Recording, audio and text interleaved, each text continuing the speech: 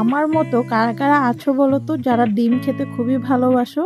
তো আজকে কিন্তু একই মশলা কিন্তু অন্যরকম স্বাদ দিয়ে ডিমের একটি রেসিপি নিয়ে তোমাদের সামনে হাজির হয়ে গেলাম। ঘরোয়া উপকরণ দিয়ে যে এত ভালো একটা ডিমের তরকারি রান্না করা যায় সেটা কিন্তু আগে জানতাম না। তো ডিম রান্না করার জন্য আমি এখানে ডিম আর আলুগুলোকে সেদ্ধ করে নিয়েছি সামান্য একটু নুন দিয়ে, সেটা না হয় তোমাদেরকে দেখালামই না। আর এখানে কিছু মশলা নিয়েছি যেটাকে আমি পেস্ট করে নেব।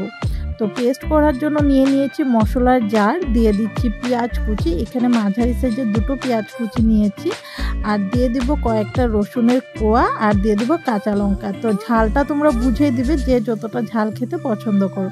তো আমি তো একটু ঝাল লঙ্কা খেতে ভালোবাসি, তো আমি এখানে ঝালের পরিমাণটা একটু বেশি দিয়েছি, আর বাকি পেঁয়াজগুলোকে আমি রেখে দিয়েছি সম্বাস দেওয়ার জন্য। তো মশলা পেস্ট করা হয়ে গেছে, এখন আরেকটা মশলা তৈরি করব, সেটা হয়েছে গুঁড়ো মশলা।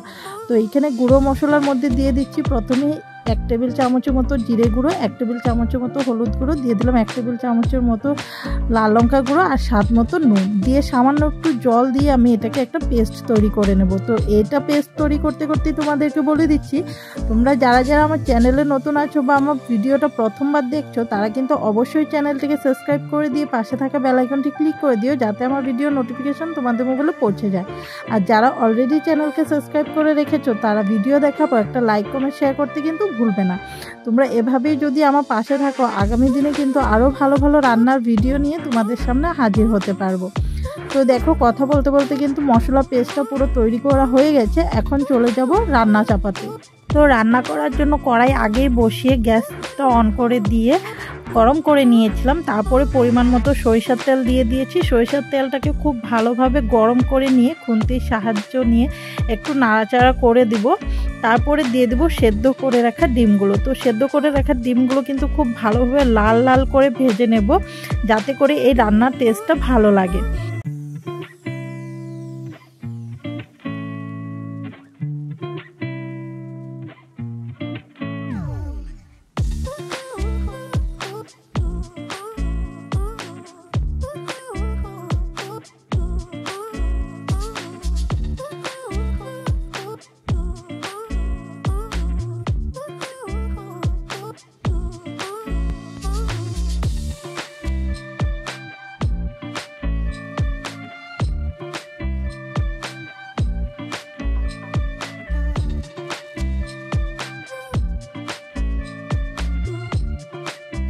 তো ডিমগুলোকে কিন্তু লালচে করে ভেজে তুলে নিয়েছি, তারপরে একই তেলে কিন্তু আমরা আলুগুলোকে একটু লালচে করে ভেজে তুলে রাখবো।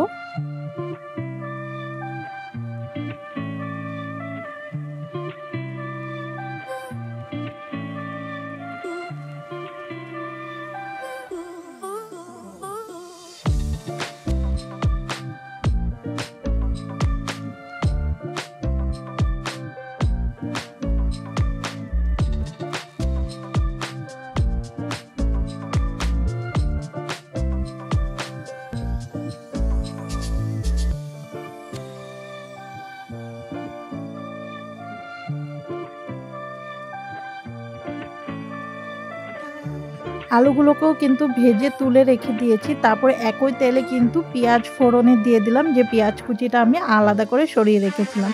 তো পেঁয়াজটা একটু ভাজা ভাজা করে নিয়ে তারপরে দিয়ে দিব দুটো তেজপাতা। তেজপাতাটা প্রথমে দিলেও হতো, পরে দিলেও কোনো অসুবিধে নেই।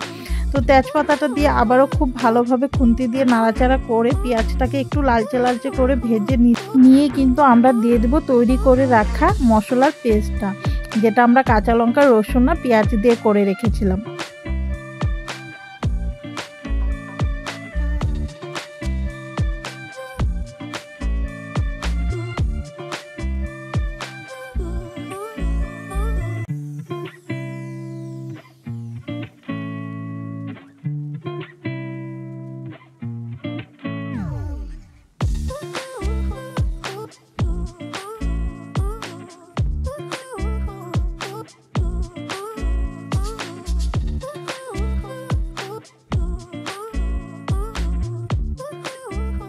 তো কাঁচা লঙ্কা, পেঁয়াজ আর রসুন বাটাটা একটু ভাজা ভাজা হয়ে আসলে দিয়ে দিব গুঁড়ো মশলার পেস্টটা, যেটা আমরা করে রেখেছিলাম। সেটা দিয়ে কিন্তু খুব ভালোভাবে কষাতে হবে যতক্ষণ না মশলার থেকে তেলটা ছেড়ে আসছে।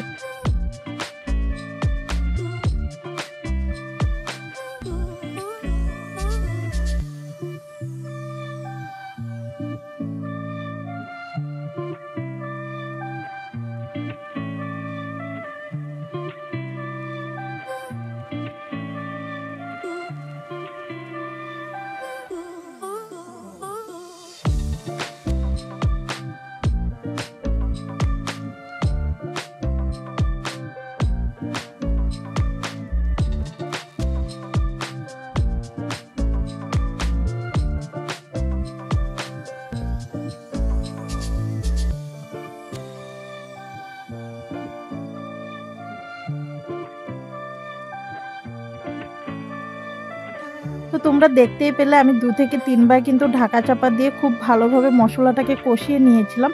এবার ঝোলের জন্য দিয়ে দিচ্ছি পরিমাণ মতো জল দিয়ে আবারও মশলার সাথে খুব ভালোভাবে মিশিয়ে নিতে হবে। তারপরে একটা ভালো বলক আসার অপেক্ষা করতে হবে।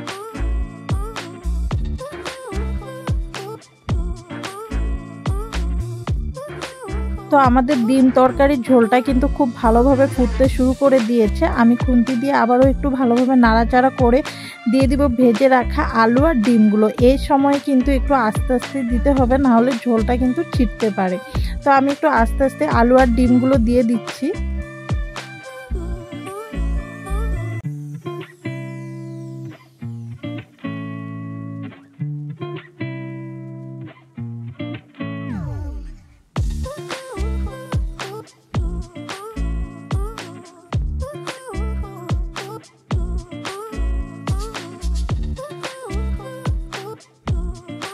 তো ডিম আর আলুটা দেওয়ার পরে কিন্তু গ্যাসের ফ্লেমটা হাইতে রেখে খুব ভালোভাবে ফুটাতে হবে ততক্ষণ যতক্ষণ না ঝোলের থিকনেসটা একটু গাঢ় হয়ে আসছে।